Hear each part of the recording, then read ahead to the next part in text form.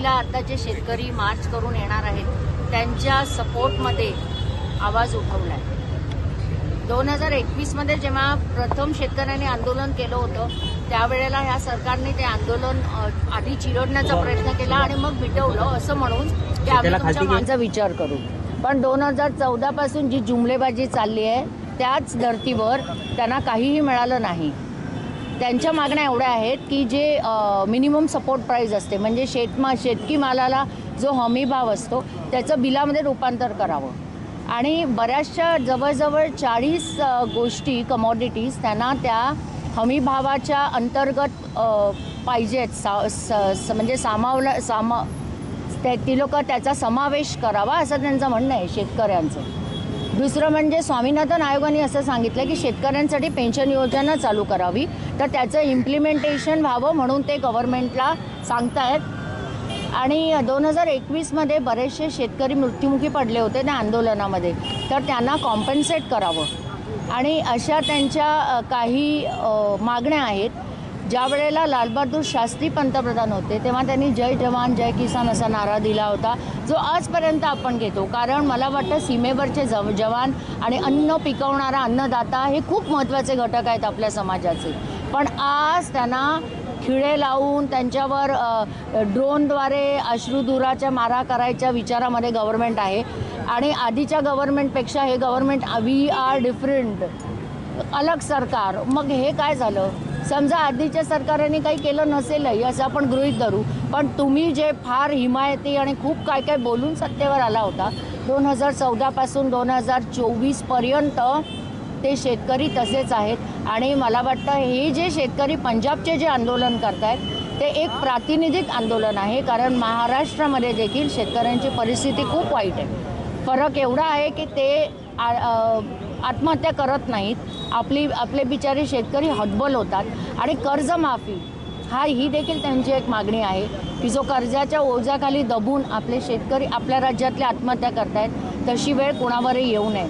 मला वाटतं एक सामान्य माणूस म्हणूनही आम्ही आज इथे आहोत कारण आपल्याला मोबाईलची बिलं वाढलेली चालतात, केबलचे बिल वाढलेलं चालतं, सगळं चालतं पण थोडेसे जर कांदे बटाटे महाग झाले तर सगळे उच्च मध्यमवर्गीय पण जोरजोरात आवाज उठवतात आणि त्यामुळे भरडला जातोय शेतकरी। मधले दलाल जे मधले सगळे जे लोक आहेत त्यांच्यामुळे आज आपण जे काही पैसा देतोय तो अर्धा GSTत जातो आणि उरलेल्या त्या दलालांना जातो आणि ते शेतकऱ्याला खरं म्हणजे काही मिळत नाही। त्यामुळे आम्ही इकडे बसलेला प्रत्येक जण हे आज प्रातिनिधिक स्वरूपामध्ये प्रत्येक नागरिकाच्या स्वरूपामध्ये त्या शेतकऱ्यांच्या आंदोलनाला समर्थन देत आहोत।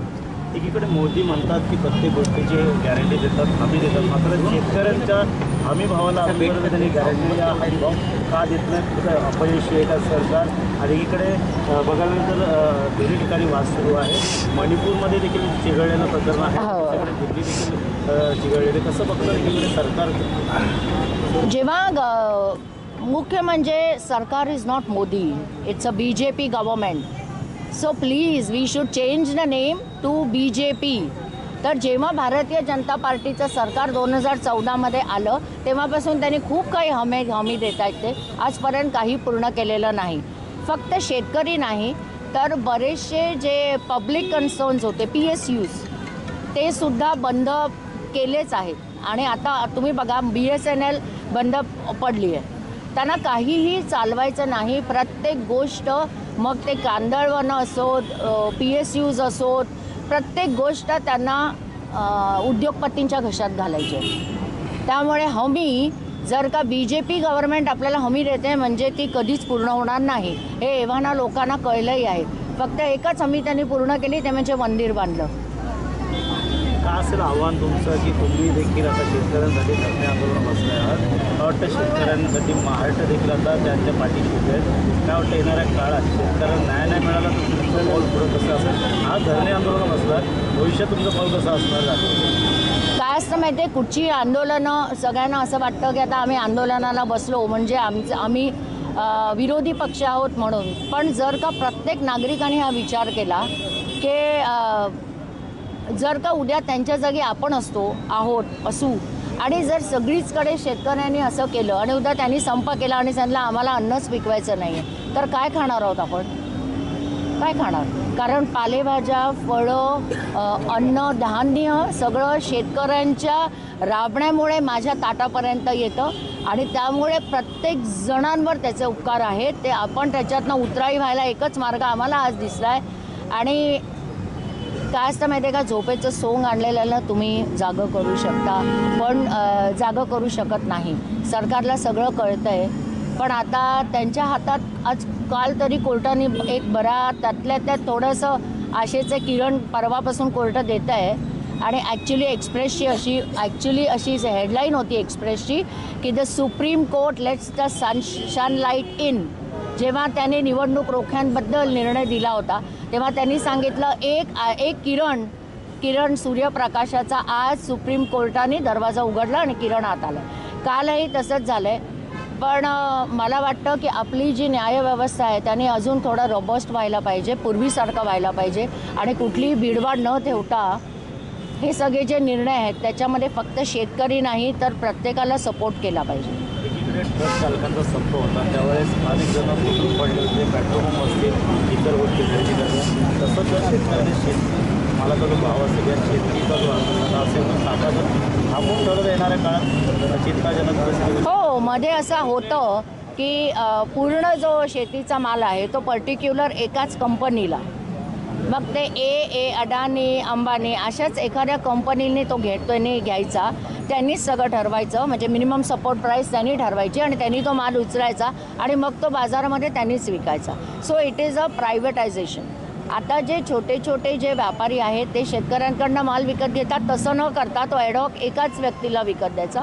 म्हणजे परत तेच झालं की शेतकऱ्याला जर समजा एका क्विंटलला 1000 रुपये मिळत असतील तर उद्या तो बाजारात येताना आपण 10 किलोला 1000 रुपये मोजू. सो कुठल्याही प्रकारचं बंधन त्यांच्यावर राहणार नाही असा एक प्रस्ताव आला होता, पण अजूनपर्यंत तो कार्यान्वित झालेला नाही. शरद पवार पाठिंबा असणार आहे. त्याची देखील त्या अगोदर कृषी मंत्री होते, मात्र त्यावेळेस सरकारने आताचे मंत्री कुठे आहेत तुम्ही मला सांगा. तुम्ही तर पत्रकारिता करता, तुम्ही मला सांगा आत्ताचे कृषी मंत्री कोण आहेत? कोणाला नाव माहिती आहे का? कोण आहेत? पियुष गोयल आहेत. नक्की? रेल्वे यांना 100 पैकी 100 मार्क्स, तुम्हाला नाही. पियुष गोयल आहेत मलाही माहीत नाही, because we have change the name only to Modi sarkar. So everything is now centralized is going towards him. कळलं का? तर त्याच्यामुळे आता आपणच पुढे बोलताना BJP सरकार म्हटलं पाहिजे प्लीज. की आपल्याकडे अजून एवढी हुकुमशाही आलेली नाही आहे की आपण म्हणू हिटलरचं गव्हर्नमेंट, असं नाही आपण म्हणायचं आहे. आपण एका पार्टीचं गव्हर्नमेंट म्हणायचं. लोक पार्टीला निवडून देतात, एका माणसाला नाही, भले किती कोणाला काही वाटू. त्यामुळे जर का कृषी मंत्र्यांचं नावच लोकांना माहिती नाही आहे तर कृषी मंत्री बोलणार काय हा प्रश्नच मुळात त्याचा काही उपयोग नाही आहे विचारून. राष्ट्रवादी नाही, मी तुम्हाला तेच सांगते. इकडे राष्ट्रवादी कारण आता आम्हाला एक लेबल आहे म्हणून. पण तुम्हाला वाटत नाही का इकडे जितकी लोक इथून चालत आहेत, जितकी लोक आम्हाला बघितलं तर, तुम्ही दाखवलं तर, की प्रत्येकाने आपल्या परीने कुठे ना कुठे सोशल मीडियावर त्याला पाठिंबा तरी दर्शवला पाहिजे की शेतकरी आज आपली गरज आहे, आपल्या समाजाचा अतिशय अविभाज्य घटक आहे तो. आणि त्यामुळे जर का मी एक नागरिक म्हणून त्याच्यासाठी आवाज नाही उठवू शकले तर मग माझ्या माणूस असण्याला, माझा एका नागरिक असण्याला काही महत्त्व उरत नाही. सुरू आहे, तुम्ही देखील त्यांना पाठिंबा दर्शवलेला आहे, काय सांगाल ते निदर्शनास? दिल्लीत आले नाही आहे. एकंदरीत टी व्हीवर किंवा न्यूजला मी ज्या बातम्या बघतो ते असं वाटतं की एखादं परकीय अतिक्रमण येतं आणि त्याच्यावर जे हल्ले होतात ना, कॉन्क्रीटची भिंत उभा करणे, त्यांच्या रस्त्यामध्ये ते लोखंडी खिळे ठोकणे, त्यांच्यावर अश्रुधुराच्या नळकंड्या फोडणे, ड्रोननी त्यांच्यावर हल्ले करणे, हे जे प्रकार चालू आहेत, हे प्रकार म्हणजे परकीय आक्रमण झाले आपल्यावर आणि त्यांच्यावर ते हल्ले करणे हा प्रकार चालू आहेत. पण या सरकारने हे समजलं पाहिजे, हा जो आहे ज्याच्यावर तुम्ही आक्रमण करताय हा मायबाप आहे. तो जगला तर देश जगेल. पण त्यांना असं समजत नाही आहे. त्यांचं प्राधान्य काय आहे? फक्त राम मंदिर बांधणं, बस एवढं. त्यांना बाकी काही दुसरं समजत नाही आहे. या देशात धर्माधर्मामध्ये वाटोळ करायचे धंदे यांनी चालू केलेले आहेत. हे कुठेतरी थांबलं पाहिजे. शेवटी शेतकरी जागला तर देश जगेल. तुम्ही आम्ही सगळेच जगू, ही काळाची गरज आहे. त्यामुळे या सरकारला एक माझं सांगणं आहे की आज तुम्ही त्यांच्या वाटेमध्ये लोखंडाचे खिळे तुम्ही आज लावलेत, पण हे शेतकरी उद्या तुम्हाला लोखंडाचे चणे खायला लावतील, हे सुद्धा तुम्ही लक्षात घ्यावं.